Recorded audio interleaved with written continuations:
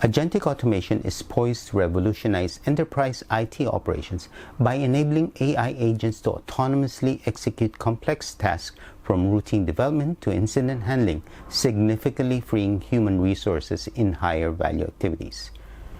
Leveraging collaborative real-time data processing, these agents promise enhanced decision-making accuracy and resource efficiency. However, adoption challenges include the urgent need to upskill IT teams, seamless integration with existing legacy systems, and effective governance over autonomous agents to align with organizational objectives. Furthermore, risks around fairness, transparency, security, accountability demand robust policies and AI observability. CIOs in Southeast Asia must strategically pilot multi-agent frameworks to unlock transformational benefits while managing evolving complexities in their digital transformation journey. We caught up with Aju Murjani, automation leader for IBM ASEAN, to discuss what is arguably an opportune moment as CIOs in Southeast Asia orchestrate agentic automation integration into existing and future IT workflows. Aju, welcome to VODChat for Future CIO. Thank you for having me. So how are AI agents transforming IT operations and enabling businesses to free up human capital for higher value work? Right. Let me start by just articulating that businesses today need to start looking at modernization or transformation exercises.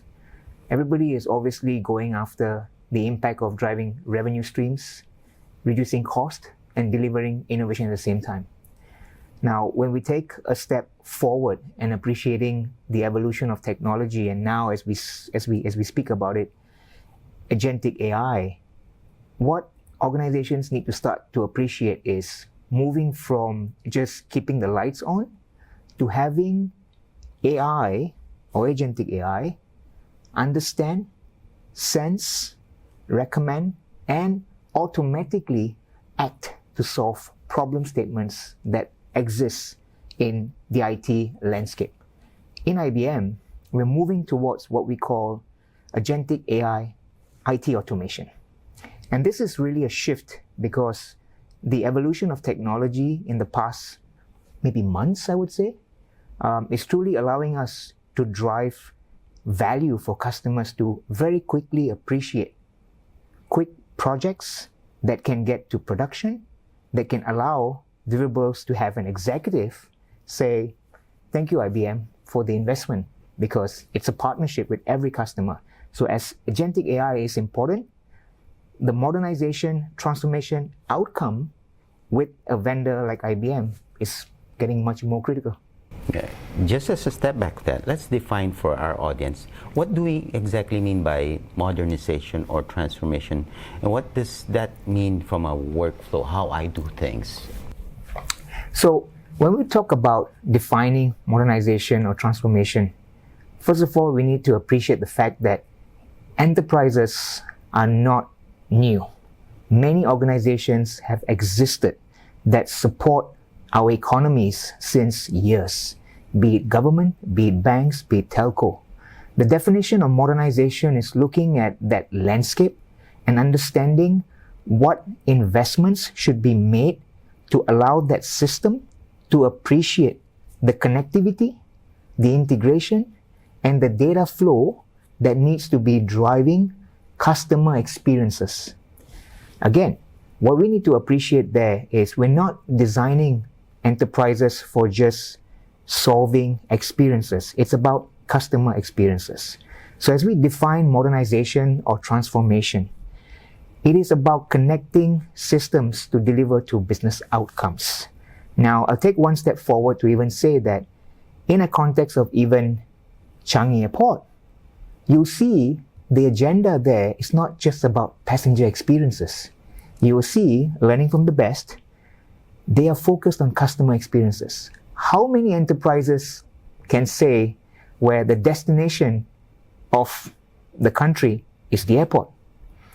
Not many. And that's a few aspects of appreciating how organizations should be looking at modernizations and transformation towards business outcome. It's very true. So in a way, you're saying Changi Airport is representative of Singapore itself. The experience you have at Changi reflects what you can expect to experience outside of the airport once you land. Exactly. So speaking about agentic AI, what new skills and capabilities will IT teams need in order to design, manage, and collaborate with AI agents effectively? Well, when we take a view on skills, many views are down to IT skills alone. But I say we need to take a step back because technology is evolving so quickly. IT, agentic IT, does solve the IT aspects of it really quickly. The skills that we as individuals need to build on is a balance of business skills and IT skills. Let me start by saying the definition of business skills is appreciating outcomes that come from your IT landscape, interpreting that better, going down to a point of view of understanding what the observability platform, for example, provides you, and then communicating that. I say to executives, the number one skill that everybody should build on is communication. Now, taking one step to the side and looking at IT skills, I think we look at investments in governments around AI, appreciating consumer AI like Gen AI, for example, ChatGPT. But as we look into enterprise use cases, prompt engineering, we look at the evolution of frameworks like MCP to A2A, that needs to be understood, embraced. And of course, when we look at skills, you also need to understand that what's going to help the enterprise solve the business problem and then hone on those skills that are relevant for that enterprise landscape. Could it be cloud? People need to appreciate cloud even better. Could it be AI and AI frameworks that support the initiative to be ethical, compliant as they go into projects, and many other skill sets. Now, what's important to understand is that in the context of, for example, even Singapore, you'll see Skills Future is totally helping customers appreciate how quickly they can enable themselves. IBM is very invested into helping the ecosystem build skills.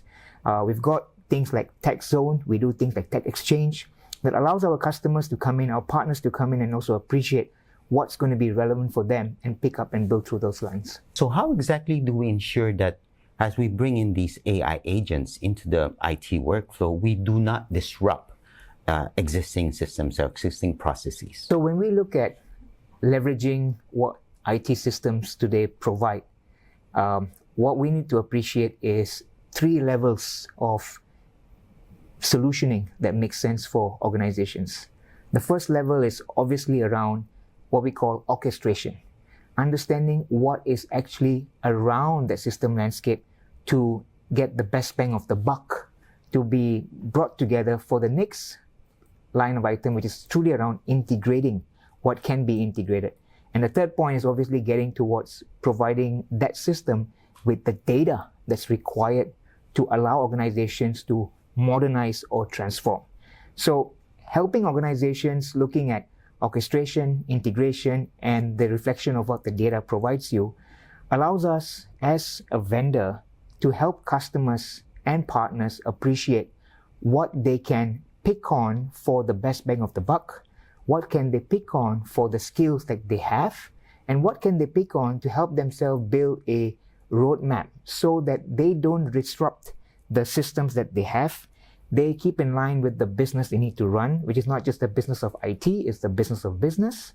And obviously ensure that the investments that they make in a given period of time, because obviously budgets needs to be complied to, that can be then built out and a journey can be understood towards transformation or modernization. So how do we establish governance frameworks to ensure that AI-driven decisions are ethical, transparent, and compliant? So IBM venture into AI has been there for a really long time. One thing I pride myself working in IBM is the whole agenda of being ethical. As we talk about the evolution of AI models, AI frameworks, and obviously to your question around governance, there are a lot of authorities In Singapore, for example, MAS. In EU, for example, the EU Act. And if you look at ISO standards as well, evolving and complying to allow organizations to comply to those frameworks, it's important to appreciate that what we need to do within that organization framework for embracing AI is to understand what data needs to be brought into a given model, what data needs to be transferred or learned from, and obviously what data needs to be further built on so that you get towards the agentic nature of the business proposition that AI framework allows you. As we look into governance frameworks, it's important to first understand which industry you comply with. If you are a financial industry, you obviously need to look at what MAS is rolling out. If you are in a transportation industry or an airline industry, you obviously need to cross information across airlines to baggage handling to whatever not, so that we as consumers can truly get information on our hand to know that if my flight is delayed, I know where is it delayed, why is it delayed, and what's going to be the remediation to that.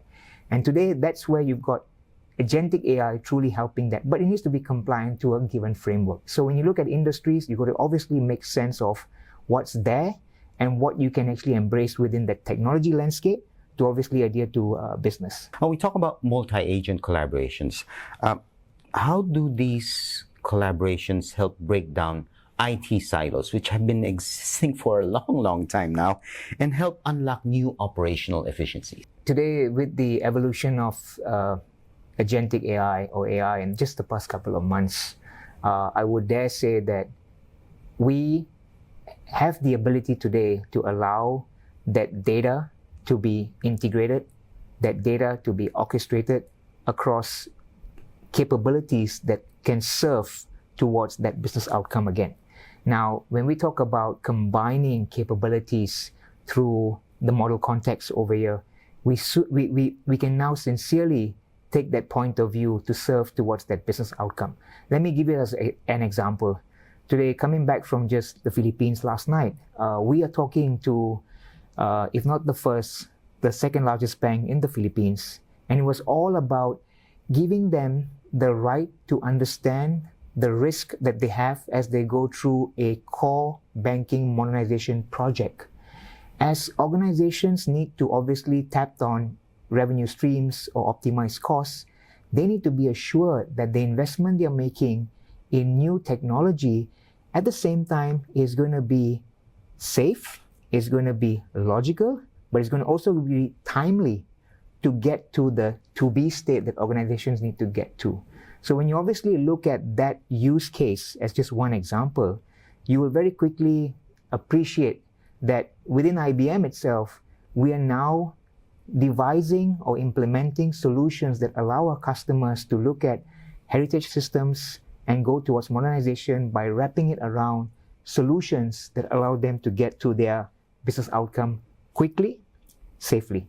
As agentic AI evolves, we are starting to see a lot of new use cases out there. So many to the point that sometimes leaders or operations people, even IT people, are starting to figure out which one do I do first. Okay, so what advice can you give to organizations, to CIOs and their teams to figure out how do I prioritize which AI agents I should deploy so that, again, I don't disrupt operations, I achieve the highest value I can get out of this transition from a manual process to a more automated, autonomous, and intelligent way of doing things? I'll give you the response I gave a CIO at a customer last week in Thailand. Prioritize your investment by the value you want to get out of AI. It is not about just the use cases where AI can be relevant. It is the business outcome that you want to see AI accelerate. Today, within IBM itself, we provide solutions like Watson that allows organizations to fundamentally apply AI capabilities to their application landscape to solve a particular problem. And we can do that really quickly. We can ensure that those successful POCs get into production very well. But that's the idea of what I call plus AI. Today, within IBM, we are moving towards what we call AI plus. Because what we're doing is we are allowing AI to be infused into the hardware and software that we deliver to our customers. Now, AI plus is essentially, I wouldn't say new, but it's extremely attractive for customers. We are helping our customers, for example, embracing Power 11 hardware that now comes infused with capability like IBM Concert that allows them to very quickly again detect, sense, get recommendations, and act on that IT environment, hardware environment, that allows them to quickly solve those business problems.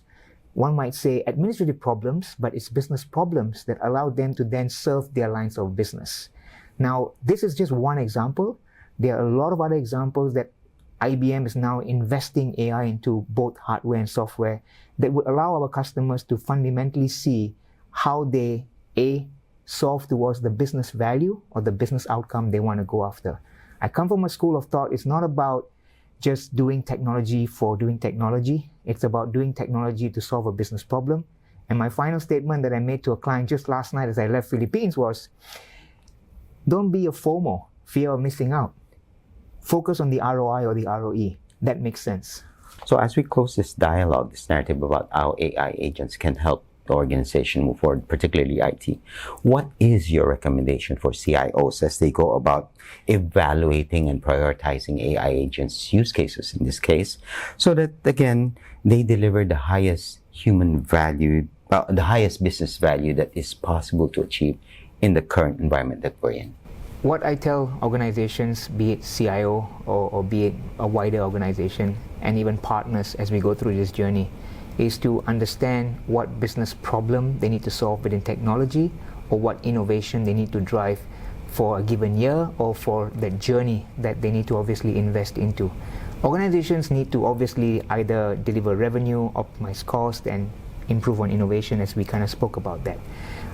What we are doing in IBM with our customers and partners is bringing them on board a journey of getting into an immersive workshop with different stakeholders from business, from IT, to appreciate where should they now start to evaluate, as you and I discussed in the previous question, AI use cases that can be quickly touched on the existing environment, or AI plus, where we are making investments for future technology that are infused with AI that can allow them to accelerate themselves to the next point of AI adaptation or adoption. The next point that I think we focus on helping organizations go through this workshop is what kind of skills do they need to obviously look at. And this is where it's more of a realization. We don't tell them where they should invest, but they very then quickly start to understand, is it going to be a technology investment? Is it going to be a business investment? I still come back to a point where skills around communication is predominantly what people need to invest on. And the last point that I leave us with around what we are sharing with CIOs in the region is focus on what problems you need to solve. I keep emphasizing that to everybody, and I think it's now hitting home because a lot of vendors are out there talking about AI. I say AI is not there for tomorrow. AI is there today to solve tomorrow's problem. Aju, thank you for joining us on VODChats for Future CIO. Thank you. Thank you for having me. It's been a pleasure.